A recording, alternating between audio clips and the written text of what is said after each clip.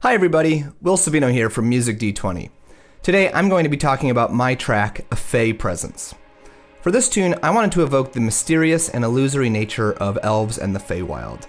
I wanted to avoid using synthesizers, and I actually ended up using a lot of sort of average to low quality samples fed through a whole bunch of processing. I thought it might be neat to share my process a bit, so I'm going to walk through how I achieved a lot of these sounds. If y'all enjoy this type of thing, let me know. I'd be happy to make a bunch more videos like this one. The first layer that you hear is a really simple tremolo violin.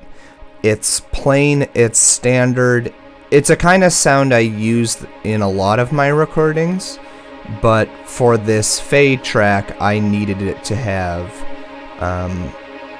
a much more shimmery, mysterious mood about it. So I added a bunch of different layers of pretty simple processing. The first is just a simple delay. You don't even really notice it too much in playback, but it's adding some echoes, improving the stereo space. Next, I added this flanger. It's automated a bit, so it gets a peak about like 25 seconds into the track. It's resonating at specific frequencies, and this gets it sort of synth-like quality almost. The last main piece of processing, other than just EQ and compression, is this huge plate reverb sound. This PSP 2445 is just an awesome, beautiful, lush plate reverb. You know, these three effects, the delay, the flanger, and the reverb don't sound like much, but they just add so much life and mystery and shimmering weirdness to this otherwise really simple sound. Here's with everything on.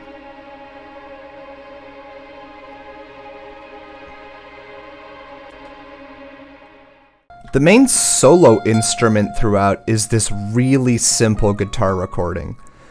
I didn't write this ahead of time, I just started noodling and recorded it with a single condenser mic. I knew I wanted something sort of Lydian sounding, but beyond that I basically just started screwing around, knowing that I would take bits and pieces that I like and then do a bit of processing on it to make sure that it sounded nice and mysterious. So here's it dry, and then with a bit of processing.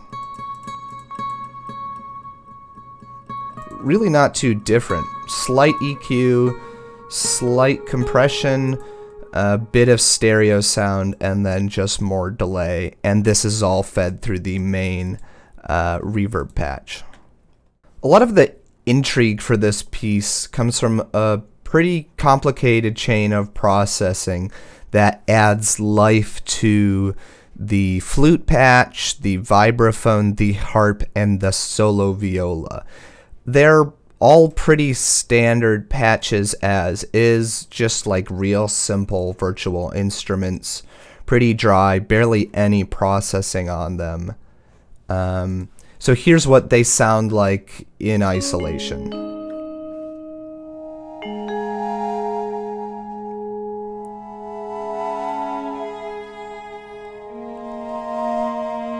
It's fine, it's just, you know, it's really bland.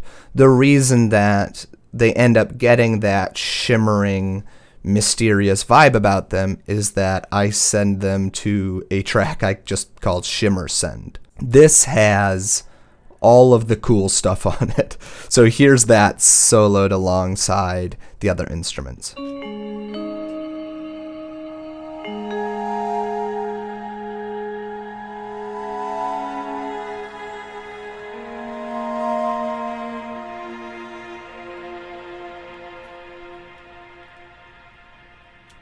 So this first effect, Hysteresis by Glitch Machines, is doing a lot of the heavy lifting.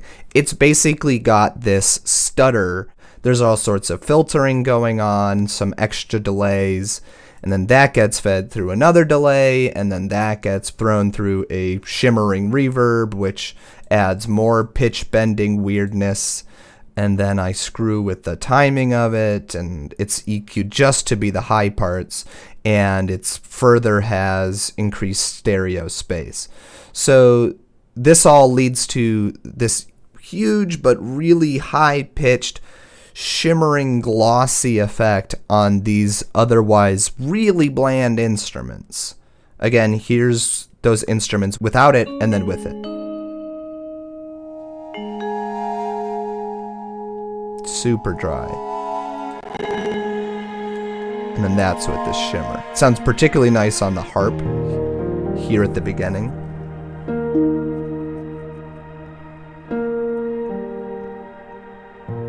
Hear that glorious echo.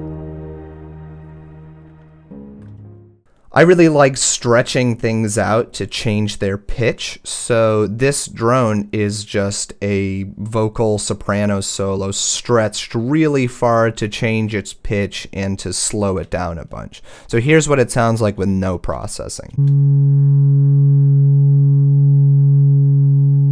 It's awful. I mean, it's dry, it's weird, I don't like it. With a lot of processing, though, it becomes this weird spacey drone that fills in the gaps in the frequency spectrum and just provides a lot more space. We have some pitch shifting, further sending this down the octave. We have a little bit of distortion just to add in some more harmonics. So one thing that happens is when you stretch a sound to make it go down in pitch, you lose a lot of information in the higher frequencies. So adding a little bit of distortion doesn't necessarily, I mean, this isn't going to sound like a, electric guitar, but it is just going to create some more harmonics to fill in the gaps. Slight EQ, and then this space strip is sort of my secret sauce. It adds a little bit of pitch variation, it adds a lot of stereo information, a bit of delay, adds a lot of depth through this ensemble module, which it's sort of like a weird chorusy effect. And then finally it's fed through PSP's piano verb. I truly don't understand how this thing works, but it replicates the reverberations from the inside of a piano. And this just adds a lot more depth and interest to the sound. And finally, it's fed through like one more enormous reverb patch for this track. So here's what it sounds like with all the processing.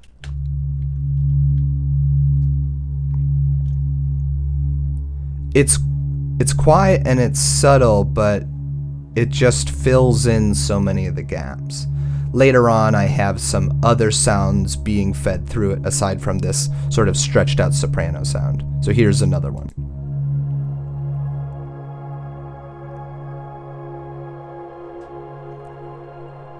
I just love this. I think it's beautiful and weird. And what's great is if I turn off the processing, this is so bland.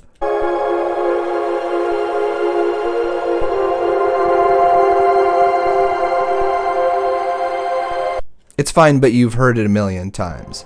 Once it's all spaced out and stretchy and drone-like, I just think it's awesome. Finally, we've got the bass. Again, this is another really crappy sample. This is an ancient Rompler called Expand. I mean, I picked this up for a single $1, and then it's super compressed. It sounds awful in isolation. It's automated a bit. Here's it at basically full volume.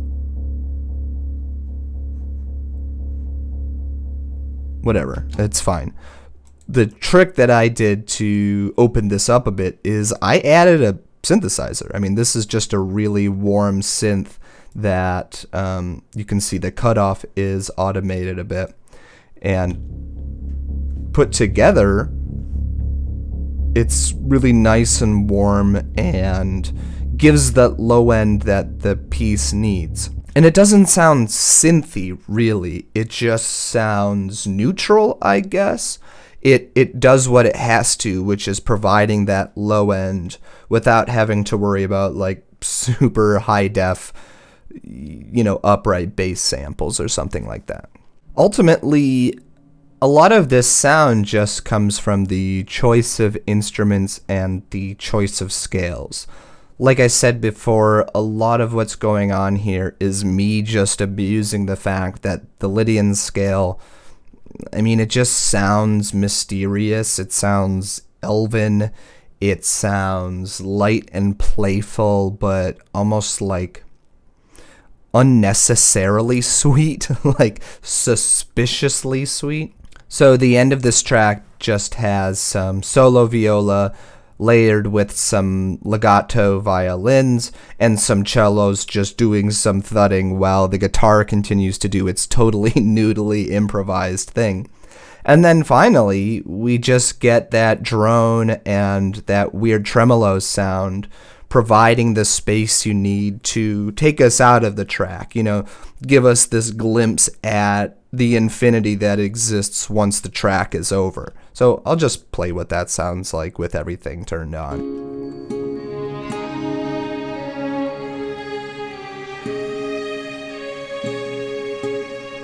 The only processing on the violins is it's just being sent through the normal reverb edge.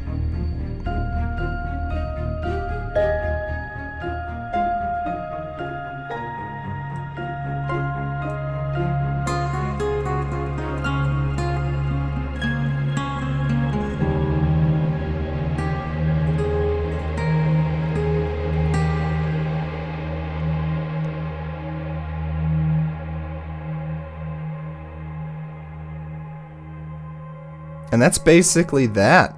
You get that long echoing tail that I left in for the mastered version, which gives this like a nice sort of natural fade out without any additional processing. So that's really it. Almost all of the shimmering and mysterious atmosphere was achieved by feeding normal recordings and samples through just a bunch of delays, reverbs, and other simple processing. I also got a lot of bang for my buck by recording a bunch of guitar noodling first, and then building the whole track around that. The harmonies are pretty simple, and altogether, I mean, it's not even 24 total tracks. Still, I think I was able to create an expansive and ethereal sound without really using too many resources. This is definitely a workflow that you could replicate if you wanted to. Alright, thanks. I'm Will Savino. If you want more videos like this, just let me know. It's really easy for me to record, and I love talking about my own music.